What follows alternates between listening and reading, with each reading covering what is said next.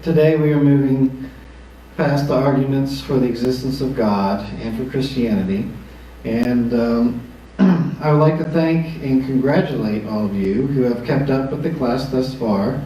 You are now in the minority among Christians who have taken the effort to learn how to defend your faith with reason and evidence.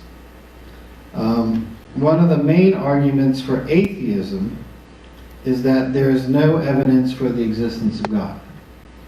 And it would be easy for us to imagine someone saying, I don't believe in God because there just isn't any evidence for God's existence.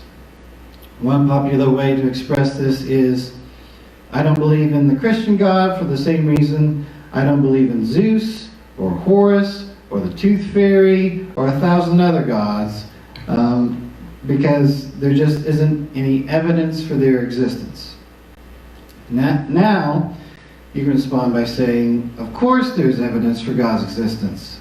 What about the contingency argument, the cosmological argument, the fine-tuning of the universe, the morality argument, or the ontological argument, or the argument specifically for Christianity, like the reliability of the New Testament, or the historical evidence for the resurrection of Jesus? Knowing these arguments will help you to avoid rabbit trails when defending your faith, because they are presented in the deductive argument format. For someone to disagree with the conclusion, they must show that one of the premises are more false than true. These arguments also go beyond how God makes you feel, or how your walk with God has helped you to improve your life. For a Mormon or a Hindu or a Muslim or several other worldviews could express a similar defense of their faith. The response to this kind of defense has become relativism in our current culture, meaning I'm happy that you believe what you believe and that belief works for you and that's helped you, but this is what I've found to work for me and that's helping me. Rather, these arguments are an expression of seeking what's actually true. And even if there were no evidence for the existence of God, that is not in of itself evidence for atheism. The atheist must present some evidence for God's non-existence. Some atheists might say you can't prove a universal negative, like God does not exist. However, this is not the case. All one would have to do is to show that God or God's nature presents some sort of logical contradiction, like a square circle or a married bachelor. And when someone says this is just an admission that one cannot provide any evidence for atheism. This causes atheists to try to change the definition of atheism from belief that God does not exist to an absence of belief in God. Atheism becomes a description of someone's psychological state. And now, cats and babies and bugs are now atheists.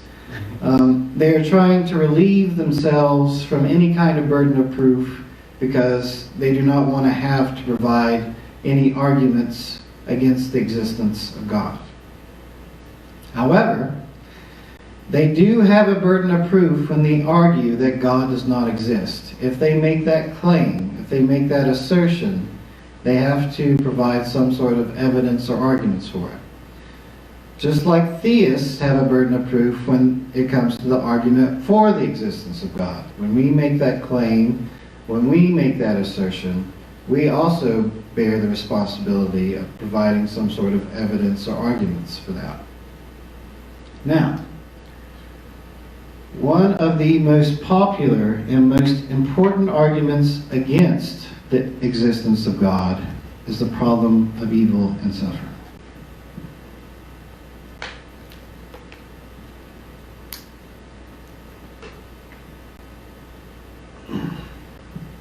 How can you say that an all-good, all-powerful God exists, and yet so much evil and suffering exists in this world?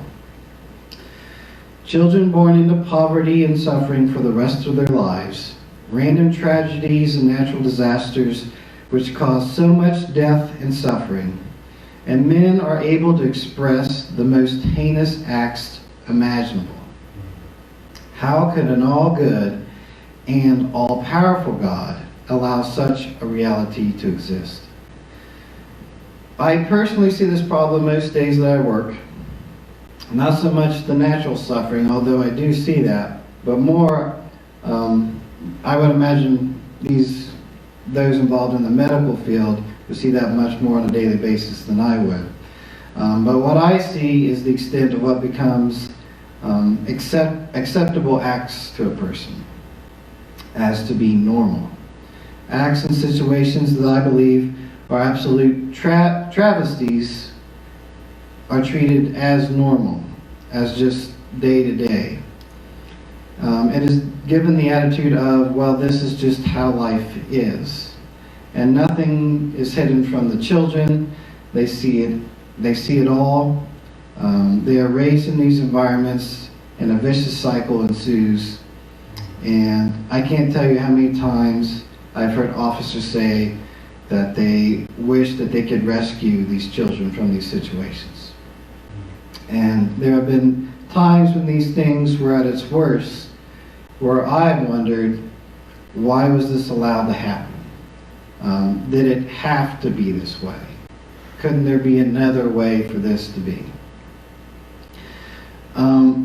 Many of us see the aftermath of a natural disaster, and we see emergency personnel trying to find survivors amongst the rubble. It is a horrific thought to know that a child is buried alive, alone in the dark. But the rescuers can't get to him in time. Did it have to be that way? If that child had to die, why couldn't the child have died instantly? Why did he have to suffer like that? We must take this objection seriously. On the one hand, we can confront it logically, but that response may be considered cold-hearted. On the other hand, if our response is merely comfort, then the response may lack substance. So that's why the first thing to do in confronting this objection is to separate the intellectual part of the problem from the emotional part of the problem. The intellectual problem discusses whether it is plausible that God and suffering can coexist. The emotional problem discusses how one would hate a God that allows such suffering, let alone praise and worship such a God. I believe that you will see by the end of this presentation that the problem of suffering and evil is not so much an intellectual problem, but it's mostly an emotional problem. The intellectual problem of suffering has two versions. The logical version, which argues that it's logically impossible for God and suffering to coexist. And the evidential version, which argues that the coexistence of God and suffering is highly improbable. Now, if the objection is presented to you for a debate, the atheist may not know which of these that they believe that they are asserting. So if someone presents this objection by stating, there's too much suffering in the world for me to believe in a God, ask them, what do you mean by that? And how did they come to that conclusion? Are they stating that it's logically impossible for both God and suffering to exist? Or are they stating that it's just highly improbable that for both God and suffering to exist? They may not know what they're saying when they say that. So first, let's confront the argument that it's logically impossible for God and suffering to coexist.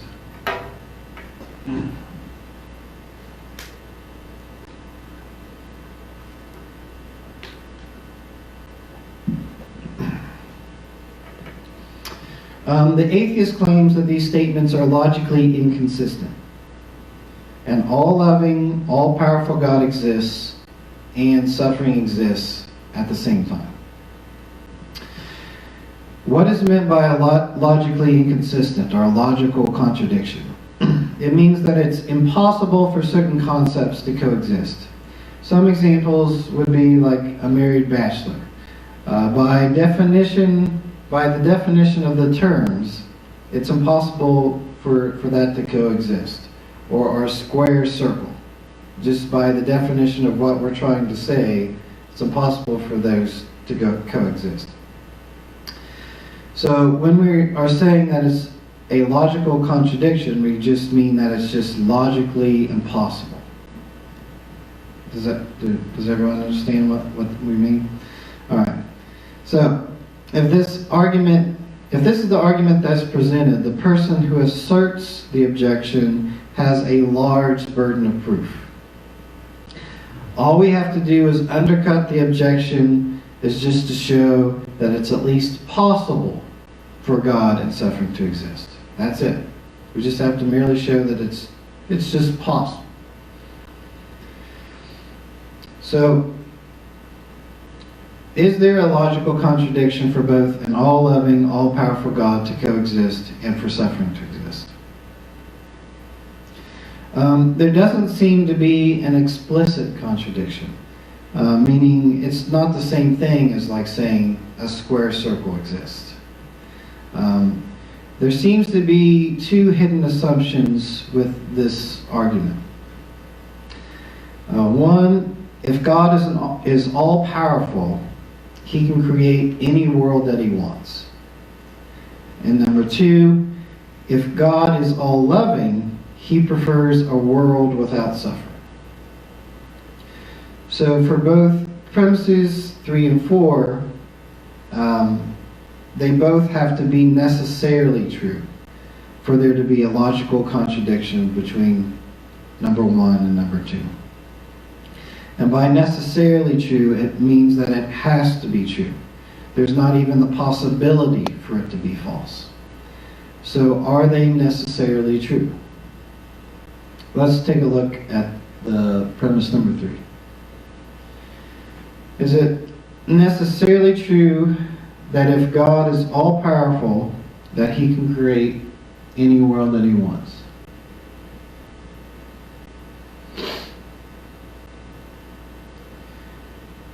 If people have free will, then premise number 3 is not necessarily true.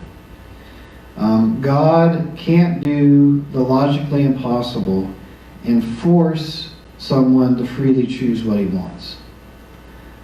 For all we know, any world of free persons with as much good as our current world would also have as much suffering.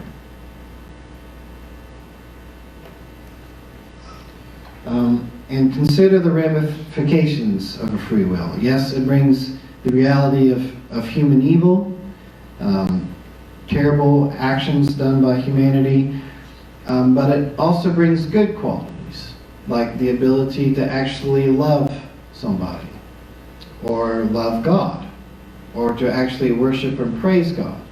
It's not God forcing you to do these things. You are actually doing it by your own free will. You have the choice to do it. What about number 4? Is it necessarily true that God is all-loving? That He would prefer a world without suffering? It is not necessarily true. It is possible that God could have overriding reasons for allowing suffering. Suffering might bring about a greater good, like bringing a child to the dentist. The child might suffer at first, but a greater good is the result of going. So, we have shown the hidden assumptions of 3 and 4 are not necessarily true. And there is not a logical contradiction between an all-loving, all-powerful God existing and suffering existing at the same time. We can add the statement that it's at least possible the middle statement. It's at least possible that God could not have created another world with as much good as our current world, but less suffering than our current world. And it's possible that God has good reasons for permitting the suffering that does exist. Atheist scholars have acknowledged that the logical problem of evil and suffering has failed, and they cannot withstand the burden of proof that is required for them to make the argument that it is impossible for both an all-loving, all-powerful God existing and suffering also existing.